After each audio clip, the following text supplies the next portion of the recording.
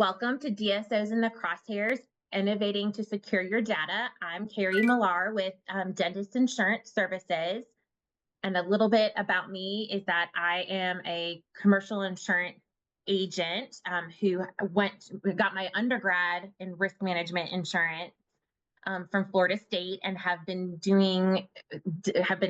focusing on dentists and dental groups for the last 20 years. So that dental offices and DSOs. It's all I've done. I have about 10,000 clients nationally, and I have a team of about 25 employees that helps me do it. So, Kyle, why don't you go ahead and introduce yourself?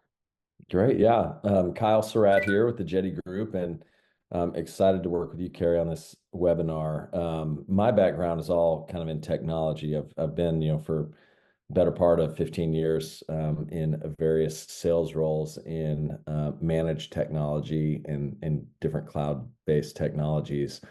About 3 years ago, when we started the Jetty Group, I kind of stumbled into the DSO market and realized a great opportunity with DSOs that were growing rapidly and kind of struggling with how to manage the IT side of their business. And so we focus on helping our clients with everything from hosted infrastructure to network security to what PMS platforms and different clinical technologies to use to obviously cybersecurity, which we'll be talking a lot about today.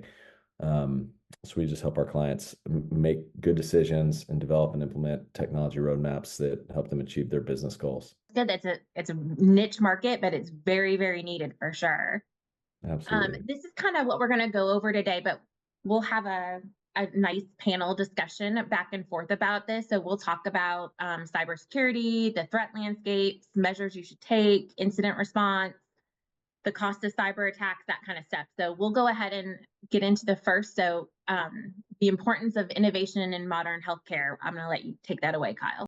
Yeah, absolutely. So one of the things that we see often in the DSO space specifically, and you're starting to see it creep into other areas of healthcare, is as you get this kind of consolidation and maybe you're growing, either building new practices de novo style or you're acquiring practices. There is there's kind of a technology strategy that occurs. Do we standardize on various platforms, or do we allow our doctors to have autonomy to choose their in-office technology, and what does that look like? But what we see often is that the standardization of technology allows for much greater scale and control. And now with all of the innovations that are at the fingertips of doctors, there's so many choices to make. And how are we using AI? What is our cybersecurity stance, which we'll again dig into more today? How are we really using technology to enhance and create a great patient experience from first call all the way through to somebody paying their bill and coming back for a follow-up visit? What does that whole thing look like, and how are we using technology to enhance those experiences? And then how do as you have these new technologies, how are they integrating with one another so that your data is really good and clean, and you can essentially have the right data and information to make the next best business decision? And really, I think of it as, how are you innovating on the technology side of the business to achieve your business goals? And so that's part of the area that we help, and you're seeing some great advancements in healthcare and different tools that DSOs can use today to really advance their businesses. And are you finding that as you implement these across the board, across multiple practices, that they're basically paying for themselves in the amount of uptime or the amount of efficiency or the less labor intensive? Like, are you finding that what is the ROI in those kind of things? Yeah, it's a great question, and I look at it kind of in two buckets. One is tactically, how do we save money? And that purely could look like how do we make better technology buying decisions? The example I use often there is your network, your internet connectivity to all of your locations. If you're a DSO that has 50 locations, and you've got 50 different internet agreements across those 50 locations, oftentimes we can just immediately realize some savings by aggregating those and going back to our internet carriers and saying, hey, we're not 50 small businesses. We're one pretty good sized business with 50 locations. And so you realize some economies of scale and get some instant savings there. On the flip side of it, or the other bucket, I should say, would be, how are we innovating, which sometimes costs a little bit more money up front. But if we're doing it correctly and strategizing correctly, then you start to realize either more revenue generation or more cost savings as you move forward. And a good example of that would be something like, how are you leveraging an AI platform to automate certain motions? Customers being able to schedule appointments, reschedule appointments, ask some basic questions, pay their bills. How are we automating that? One of the challenges we see always is that DSOs are struggling with finding and retaining good people at the office level. So, how are we allowing them to still control that patient experience with, a workforce that may be thin or turning over? And so, to answer your question, Carrie, sometimes those things aren't an immediate cost savings, but they do either result in cost savings in the long run or helping generate more revenue.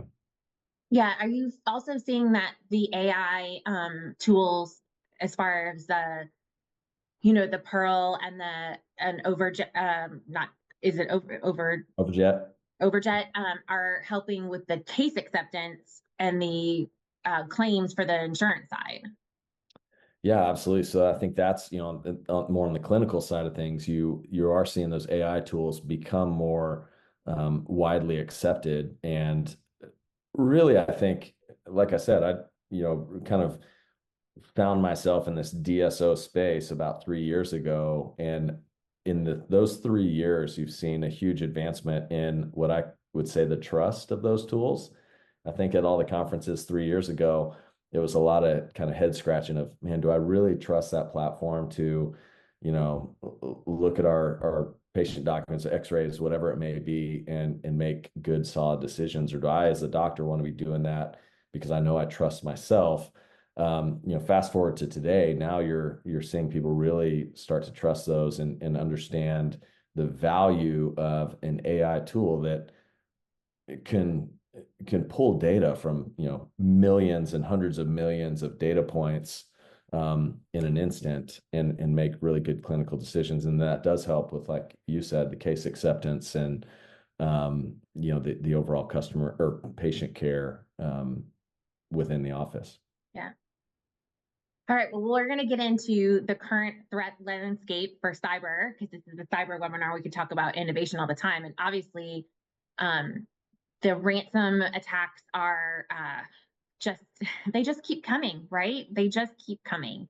So here's a few headlines that just came out about the Change healthcare, about, we've had different threats coming in. I personally, on the insurance side and clients that have the cyber liability, I'm getting calls about every other week right now. So it started about 12 years ago when people, had like 20, 50,000 in cyber liability that just came with something. And we would get calls that, every once in a while, somebody would get a ransom. It would be a couple $1,000s. They'd pay it, and it was not that big a deal. And now we're seeing them just so much more. And I'm sure you are too. Yeah, absolutely. When I pulled these headlines, Carrie, when you and I started kind of planning for this several weeks ago, I always make a point when I'm doing one of these webinars or a presentation to go and grab really current, relevant headlines. And it doesn't take much. I mean, a quick Google search, and you have a number of very relevant headlines. That many of these, some of these occurred the day that I think was pulling them, like the hospitals in West Texas, which is close to me. My family's from El Paso, and so it's a big impact to the Texas Tech hospital system out in El Paso. But these are very real. You're seeing them more and more, like you said. I mean, these are occurring weekly, if not daily now, in some form or fashion, are really impacting people's business. Yeah, and sometimes people say like, oh, how does the news, how do the news find out about these things, especially if they're not huge. But there's what I call the wall of shame. But you have to notify the HHS when there's a breach situation, and there's a breach portal where you can look these up. So I just did a search yesterday, just using dental. So here's some dental that were hit in the last 6 months, and how many patients were affected and what state it was in. And so this is public knowledge. And so this is where the news outlets get this information, especially on the smaller ones that they can, take and do it. So it is out there, and it does show us that this is very, very prevalent and happening a lot.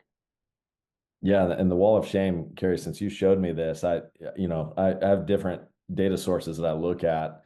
I had not seen this, shame on me, seeing this HHS wall of shame, as we call it, but it's very real, and it's not a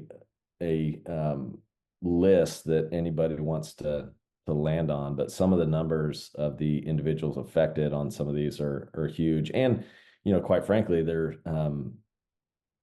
once you start looking at the costs associated, and I know we'll dig into that a little bit, but the costs associated to some of these breaches can be really catastrophic to a business that's not prepared either with insurance or the right cybersecurity measures. It can be really impactful, and sometimes even an extinction event for businesses not prepared. Oh yeah, absolutely.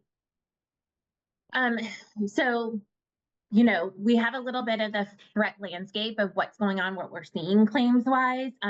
We are still seeing the sorry, the funds transfer, and we're also seeing the ransom still. So the funds transfer is when they're sending links, or they're doing it over the phone. I'm going to go over an example in the next slide. But we are seeing, situations where people are getting in through emails, they're getting links, where people are wiring money. I've had a few clients wire money. That has been crazy. One of them we were able to stop, the other one we weren't. What are you seeing as far as the type of losses? Yeah, I think um, as you can see, I mean, $4.5 million, the average global cost of a breach. That's, much higher in healthcare, closer to $11 million. And so it's huge price tag associated with any of these breaches. What we see often, similar to what I'm sure you see, Carrie, is that, these things are often almost always have a human element. I mean, it's some sort of like you said, a spoofed email that is asking an employee to wire some amount of money, or you see gift cards a lot. Hey, an email from a CEO that says, "Hey, we need to, get 100 $500 gift cards and send them out to whatever this vendor, this partner is." And as silly as that stuff sounds, it happens all the time. I mean, I get these stories on a very regular basis.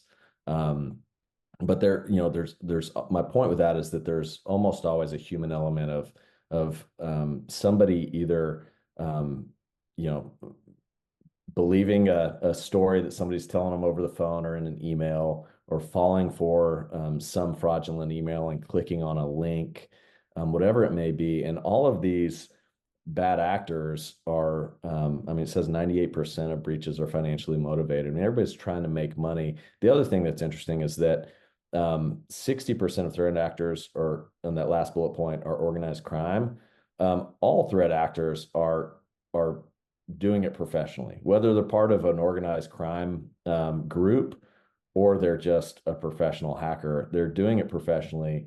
In other countries around the world, you've got threat actors that go to a job just the same way we do. They go to an office, they sit at a desk for an 8-hour shift, 3 shifts a day, whatever it may be, and they sit down, and their job that day is to fish, breach, whatever it is, with often American-based companies, right? And so they're dead set on finding ways into companies. And And when you're an employee at a dental office and you're trying to keep your boss happy and you've got a million things on your to-do list and an email comes through that looks really legitimate, it's easy to, in that moment, click on a link or respond to an email or open an attachment that ultimately becomes um, a threat to your company's network. So a big part of it, and we'll get into some of it, is how are we educating our employees to make smart decisions? Yes. Yeah, so just some of the ones I've seen lately. The ADA one happened to several of my clients. And so what was happening is there was a group of organized crime that was doing, I guess you could say, a combination of phone and email phishing type of a situation. So they would call the front office of the oral surgery offices that I've had this happen to and say, hey, I'm a new patient. I can't open up the files online. Can you email me the new patient files so I can fill it out? And the front office is like, sure, absolutely. What's your email? Sends the email over. And then the threat actor sends an email back and calls and says, hey, I just sent you these forms again.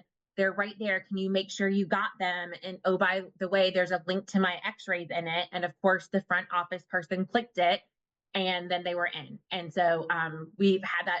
That was actually an FBI warning to the ADA, but I saw about 4 or 5 of those happen to oral surgeons that are clients of ours. And so it was, I mean, and the front office staff felt really bad and didn't mean to do it, but that's a really hard one to avoid because you have to train it. And then the other thing we've been seeing lately is the spoofing of the emails. So I had a multi-location practice that has really big lab bills, and their comptroller is off-site, they remotely, and they were paying them a lab, and they got an invoice from a lab that they owed money to. It looked like the lab that they always use. The email looked correct.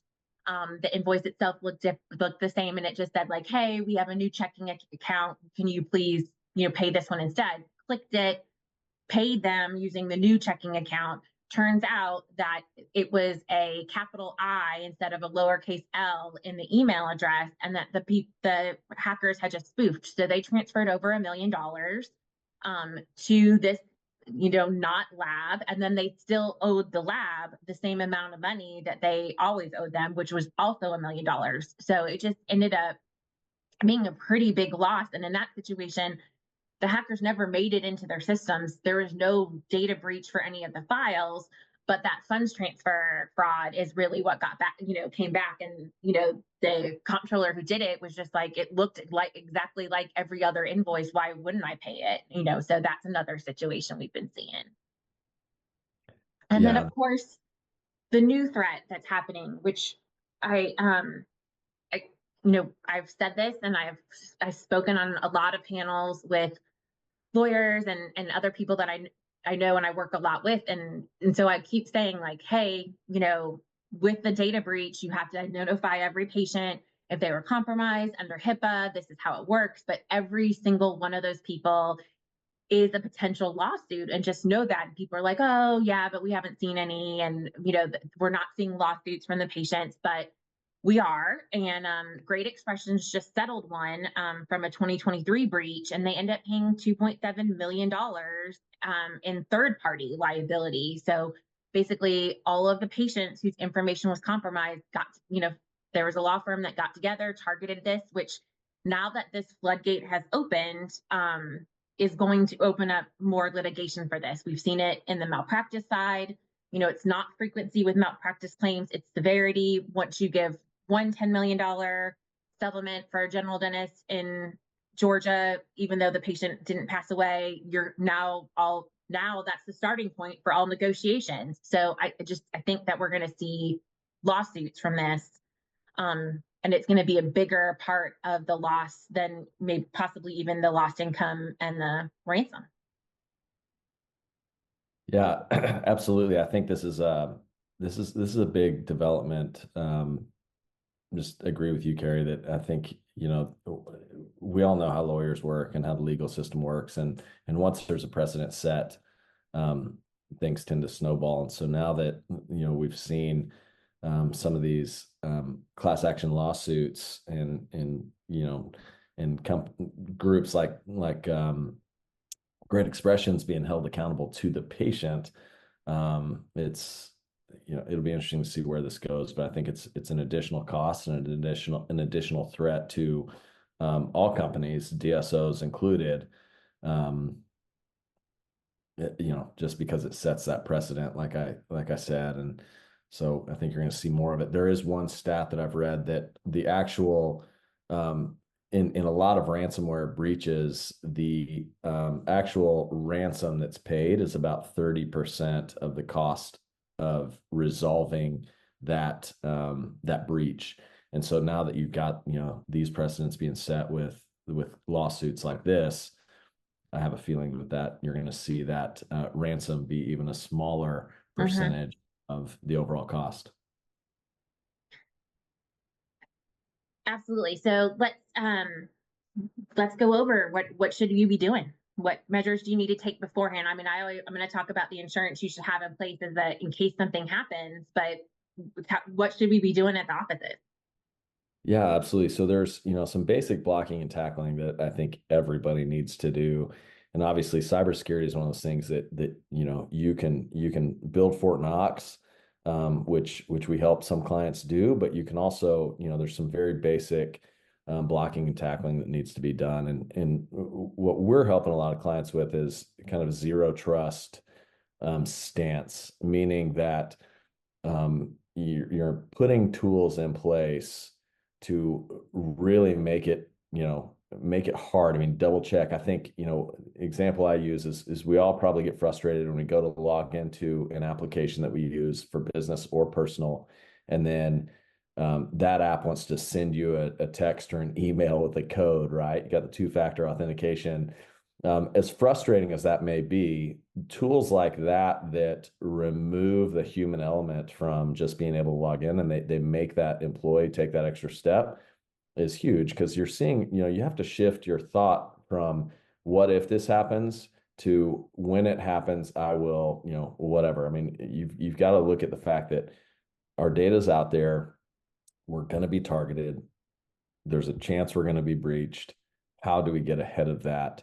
Um, and then what do we do from the insurance perspective, Carrie? Like you'll talk about what happens when we are breached. So that zero trust mindset, and some of the basic things, securing credentials. I mean, I talk to all my clients with about a password manager, some sort of automated tool that allows your employee credentials to be encrypted and kept so that they're not on a post-it note. We all walk into the dental offices all the time and see the post-it note stuck to the side of the monitor with all of your login passwords, right? Or shared passwords. How are we securing those credentials? Employee training is another big one. How are you training your employees to just really keep security and cybersecurity on the top of mind?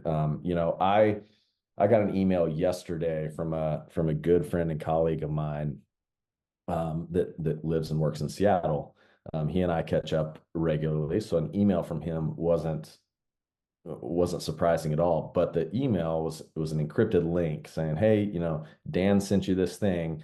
Click on this link." And I'm like, this doesn't look or feel right. So I sent him a quick text to just verify, and sure thing. He was like, "That's not me. That's a breach.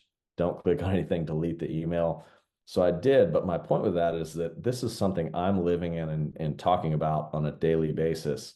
Most of our employees in a dental office are not doing that. And so when they get that secure link for an invoice or something like that, and to use your example, Carrie, it's not top of mind to think about double checking that. So some amount of employee training, something that they've got to do, bi-monthly or something like that, just to keep it top of mind, to make them have that extra thought of, should I click on that? Does that look legitimate? Is there a reason that my name is misspelled in the email, whatever it may be?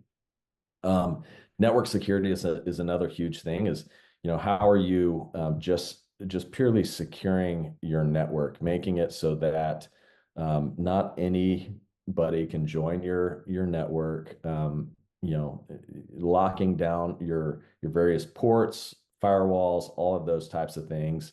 A lot of stuff that most people working in the office don't understand, but we help with finding vendors that kind of do that on your behalf. Data backup and recovery is huge. Um, Having a good business continuity and disaster recovery plan. You used to think of disaster recovery of, what happens when a tornado hits or a hurricane hits or whatever it may be. Now, disaster recovery can simply be what happens when we get ransomware and somebody has locked down all of our proprietary data.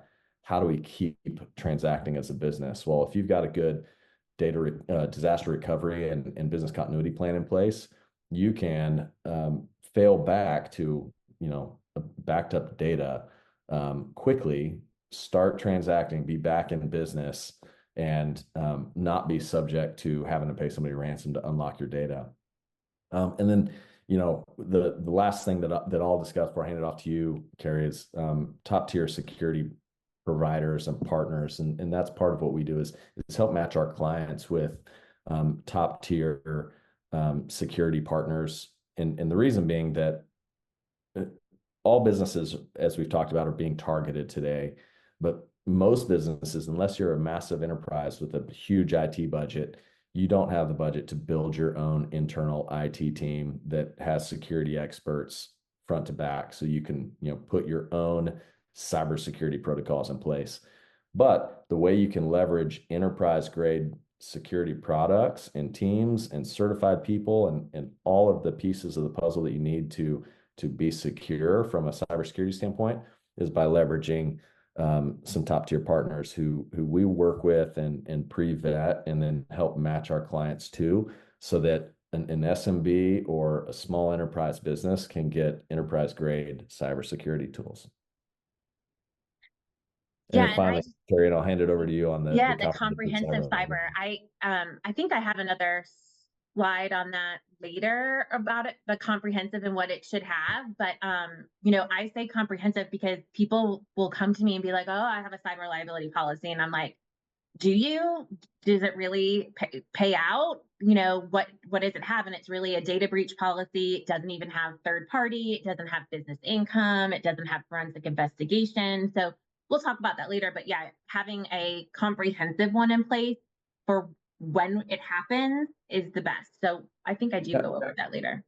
And Carrie, one thing that I'll add there, and where I love partnering with you and your team is that, um, cyber those policies continue to change in terms of what a customer has to have in place in order to be eligible for that policy, right? And so that's where we can come in and really help evaluate those cyber insurance policies to make sure that all the various protocols are in place for that client. Because the other thing that we're seeing a lot, and you probably know more about it than I do, Carrie, is somebody having a policy experiencing a breach, and then when they try to make a claim against that policy, they're told that they didn't qualify because their team hasn't done the most up-to-date patching and updates of workstations, and they didn't have the user awareness training in place, and they didn't have the credential tools that we talked about earlier with securing credentials. So that's where I love working with your team, because you can have the policy and then we can help our clients ensure that they are compliant with the policy. Yeah, absolutely.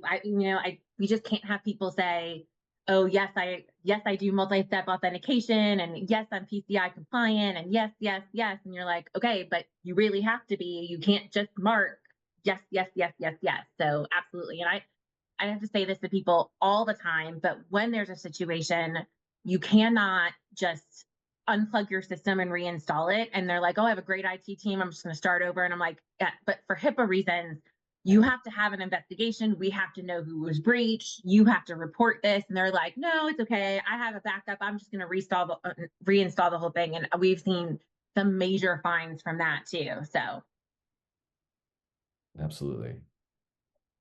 so the cost of the attack, I mean, So from an insurance standpoint, without the insurance, we are seeing about a 3 to 4 week loss of business. So you're out for 3 to 4 weeks. You have to pay for the forensic investigation. You have to pay for the breach notifications of all the patients.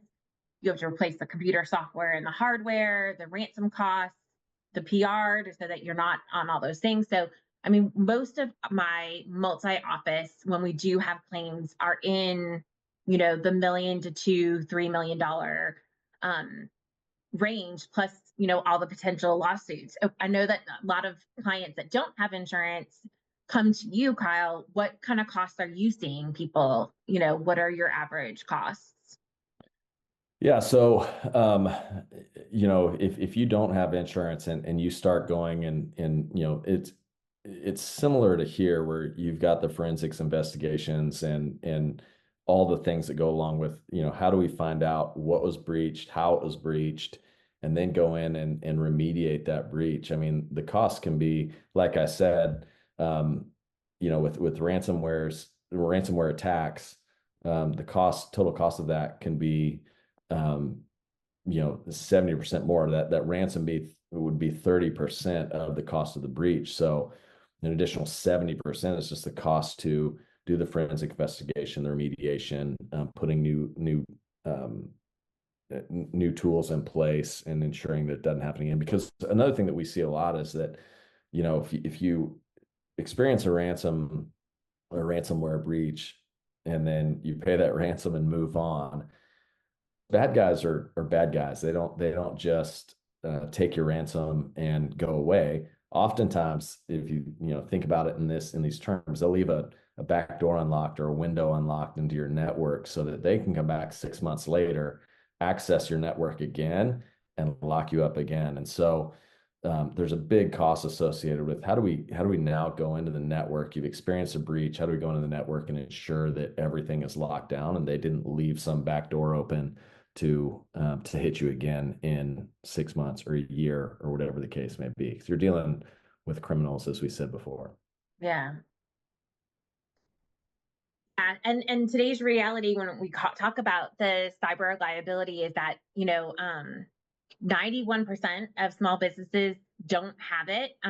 Small and medium-sized businesses are not prepared for the financial damages if they don't have insurance in place. So it's a two-way street for sure, about what's going on. So I'm ready to go into like all the stuff you should have. But people ask me all the time, like, how much coverage should I have? And we start our basics at 2 times what your monthly revenues are, because the first thing you're going to have as far as an expense is the business income, especially if you are hit in multiple locations. And if it's a cloud-based system, we say, oh, cloud-based systems are harder to hack. That might be case, but I have seen several hacked. And so now you have multiple offices that are out. So the business income is a big part of it. You want to make sure you have enough coverage in place to pay to make your income for those days that you're down. You want to make sure you have business income for contingent businesses. So I had a lot of claims come in through the healthcare change issue with the processing claims. And we were able to get people some lost income that came because they weren't able to process claims or see patients during that healthcare change breach. You want to make sure it has coverage for the ransom attacks, to pay the ransom if you have to pay the ransom. Like Kyle said, there's different theories on whether you should pay the ransom or you shouldn't pay the ransom.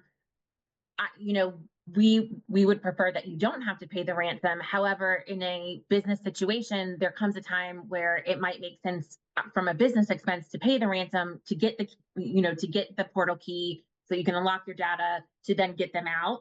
But if you can get them out without having to do that, that's always your first, right? It's just the fact that how much longer are they going to take to get them out? You then have to notify all your patients, and that's a huge expense. And the big thing we've been seeing lately is during COVID, a lot of people moved, and some certain states have stricter requirements for patient notification and patient filings. And so if you had patients that you saw in one state, let's say you operate in 2 or 3 different states and you saw a patient there and they now live in New York or New Jersey, guess what? Even though you saw them when they were in Florida or Georgia or Texas, you have to notify all the authorities in New York and New Jersey where they're currently residing, and you have to follow all of their protocols. So we've found it's not a local conversation anymore. Now it's multiple states are involved, and so that's expensive. The forensic investigation costs are really, really expensive. And then now the third party liability is going to be there too, which we weren't seeing liability claims until what just happened a few weeks ago. So why don't you talk about your process and how you work with your clients, and I'll go through the same thing. Yeah, absolutely. So our process when we're working with any of our clients and DSO clients specifically is, first we want to understand their business. So we kind of go into the discovery phase of what's in place today, what technology are you using, what's causing headaches, what's working really well, and then where do we want to go in the future? Are you at X number of locations today, and you want to be at X times 2 at the end of the year, whatever that may be. What are your business growth plans?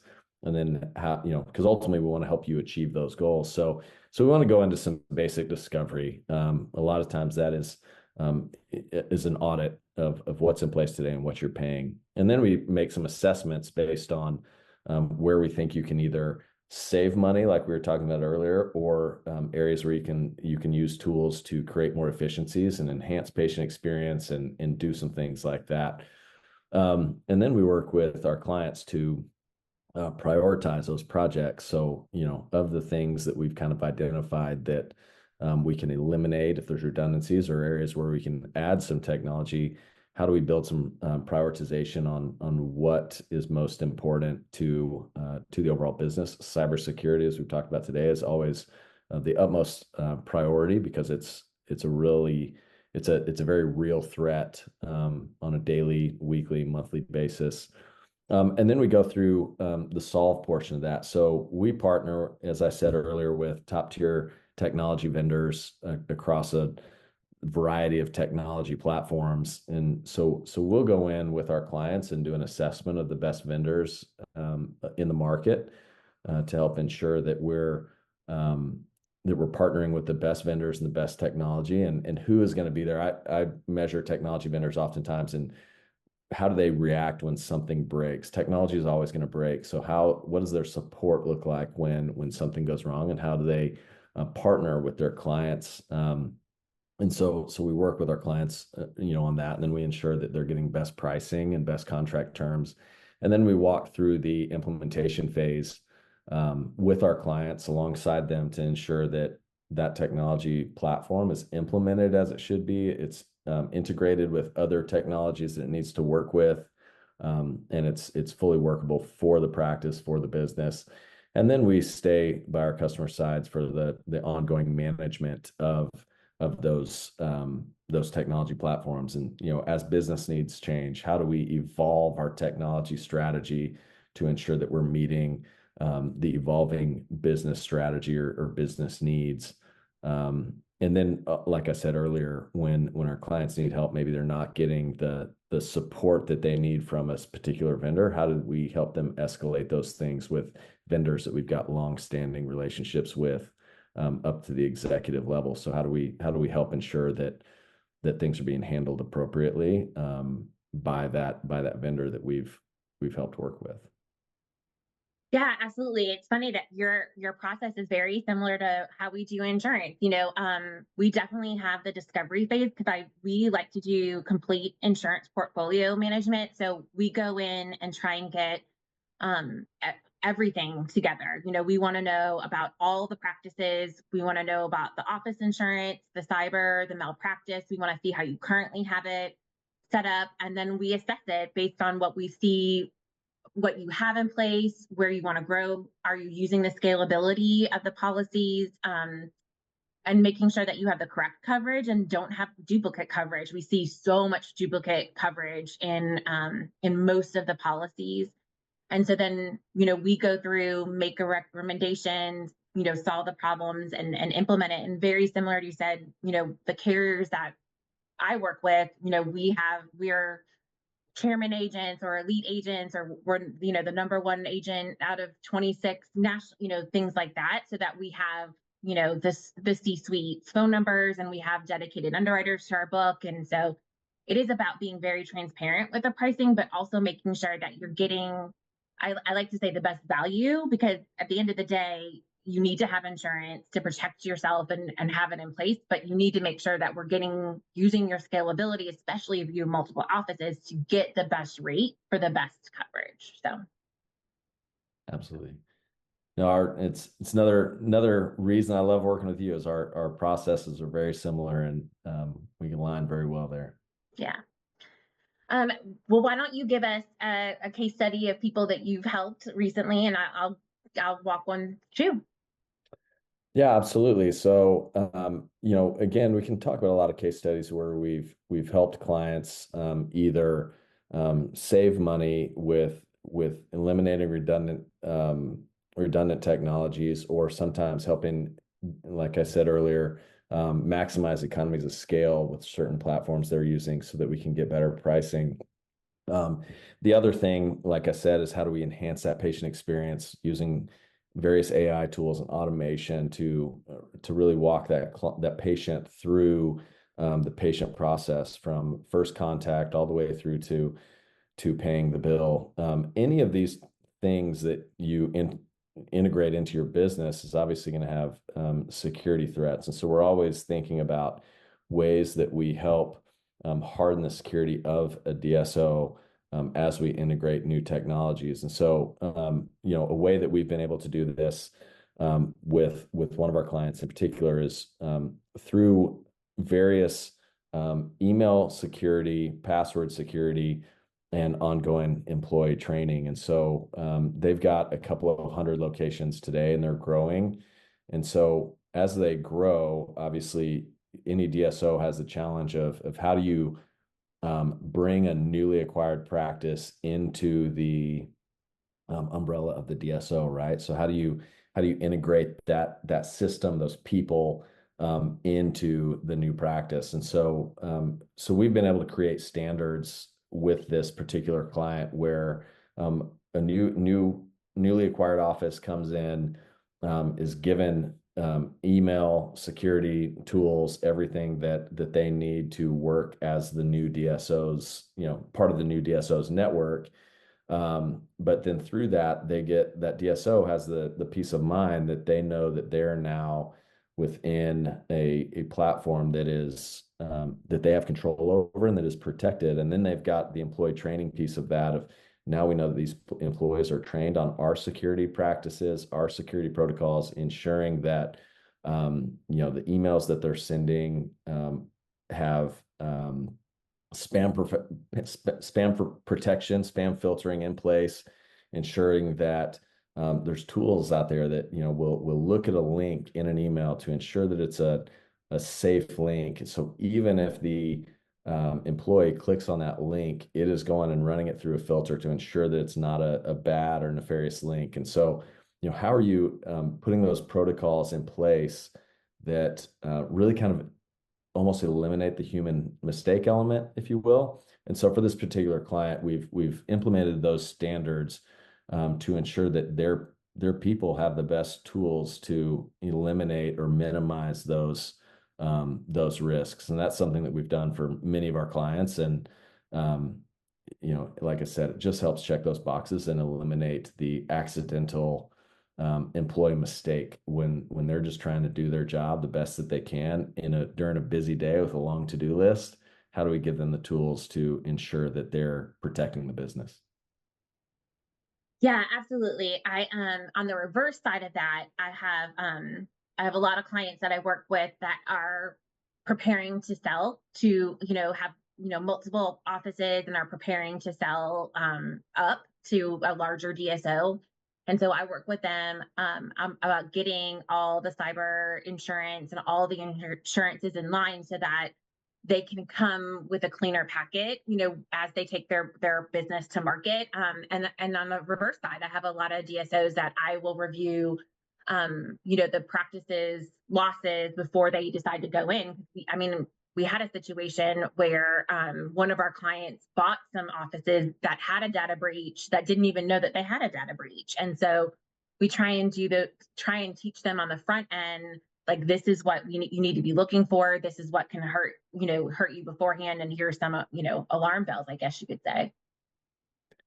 Yeah, that's a great point, Carrie. And one thing I didn't even really mention is that another area we've been able to help some clients is on the front end. So pre-acquisition, how do we go in and do a bit of an audit on the target acquisition to ensure that they don't have those bad actors on their network? Because nothing will.